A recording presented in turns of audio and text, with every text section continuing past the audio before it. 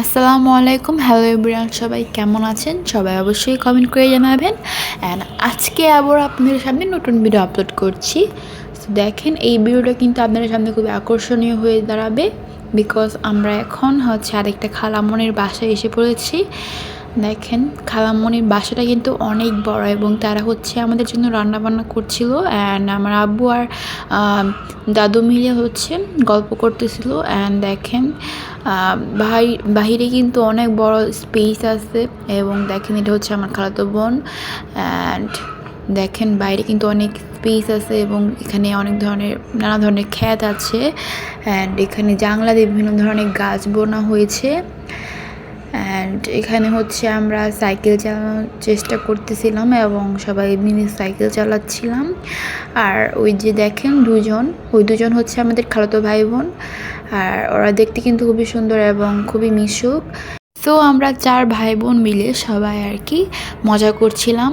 যেহেতু খালামণির বাসাটা আসলে গ্রাম অঞ্চলে পড়েছে, সো গ্রাম অঞ্চলে কিন্তু স্পেস বা জায়গাটা অনেক বেশি হয় এবং গ্রাম অঞ্চলের পরিবেশটাও কিন্তু অনেক সুন্দর হয়ে থাকে। এবং দেখেন, এখন আমার আম্মু, আব্বু আর আঙ্কেল, এনারা 3 জন মিলে ঘুরতে বের হয়েছে। সকাল সকাল ঘুম থেকে উঠেই তারা ঘুরতে বের হয়েছে এবং প্লাস ভিডিও বানাচ্ছিল।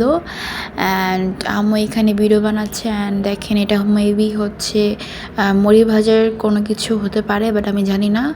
অ্যান্ড এখানে হয়তো বা মুড়ি ভাজা হয়। আর দেখেন, গ্রাম অঞ্চলের পরিবেশটা ঠিক এমনই হয়। এই ধরনের জায়গা সবাই মোটামুটি পছন্দ করে এবং বেশিরভাগ মানুষই এই জায়গাটাকে পছন্দ করে। সো যারা যারা এই জায়গাটা বা গ্রাম অঞ্চল পছন্দ করেন তারা অবশ্যই কমেন্ট করে জানাবেন। আর দেখেন, এখানে আমার আব্বু এবং আঙ্কেল মিলে ঘোরাঘুরি করতেছিল সকালবেলা।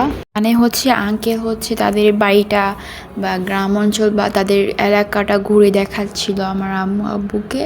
আমরা সবাই কিন্তু খালামণির বাসায় এসে খুবই খুশি হয়েছি এবং তাদের আপ্যায়ন দেখে অবাক হয়ে গিয়েছি এবং খুবই সন্তুষ্ট হয়েছি।